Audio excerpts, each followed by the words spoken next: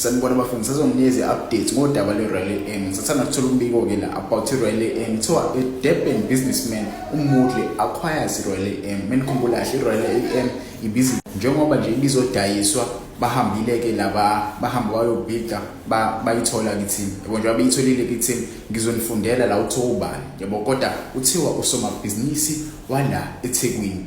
Uxhumeneke ne-ANC but chaza kakhulu yabo abamaziyo bazongibhalela ama comments uthi wayedume ngani kwi-ANC. Yabo ngizwile indaba ngaye but angifuni ukugxila kuzo kakhulu, ngizogxila kakhulu ebholini because thina la sikhuluma ngebhola. Kuthiwa Moodley's name has been linked with several high profile state capture scandals in South Africa and he is known to be a close associate of former President Jacob Zuma. In 2023, Moodley's security firm Royal Security was awarded 282 million contracts by the DA-led Western Cape provincial government, a decision the Democratic Alliance attempted to block. The contract was for security services at Western Cape government-owned properties over a 2-year period. Now, Moodley is extending his interest into sports by purchasing Royal AM, a club that has been embroiled by a controversy since November last year. The team has not played in March 2025 following the South African Revenue Services (SARS) seizure of owners Sean Mkhize's assets. Yabo menikhumbula kahle uSARS wasiza wathatha ama-assets kaSean Mkhize, izinto ey'ningi nje zaSean Mkhize zathathwa uSARS menikhumbula kahle mafethu. As a result, PSL suspended all Royal AM's fixtures indefinitely. They were all excluded from Nedbank Cup round of 32.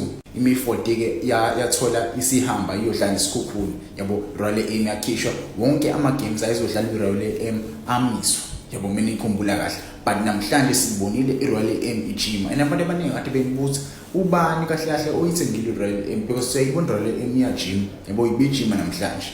Yabo nangoku umuntu seyavela kuthiwa uMoodley. Kuthiwa SARS seeking to recover an alleged 40 million debt from Mkhize appointed Jacob Veta as the club's curator. We know immediate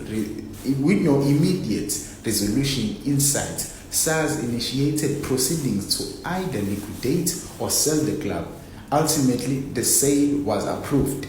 Sportswise understands that several potential buyers were considered, including individuals from Russia, Greece. However, due to political considerations within South Africa, these bids were not successful, leading to the club's acquisition of Moodley by Moodley. With Moodley now in control, the PSL is scheduled to hold an executive committee meeting on Thursday to determine the path forward as Royal AM has 19 remaining matches to fulfill. Sportswise have been informed that the PSL is considering not relegating any teams this season, potentially expanding the league to 18 teams for 25-2026 season as a result of Royal AM situation. Yabo singesazi namba ke labachaza bathi iPSL ifuna unga relegate any team this season ngenxa le issue ye Royal AM. Yabo abafuni ukurelegate any team but ke sebemkhiphile ke basho ukuthi nami umuntu athenga i-team, umuntu wala eThekwini. Yabo umuntu wala eThekwini uyena oyithengile i-team. I-team nje oyithengile izosala noRoyal.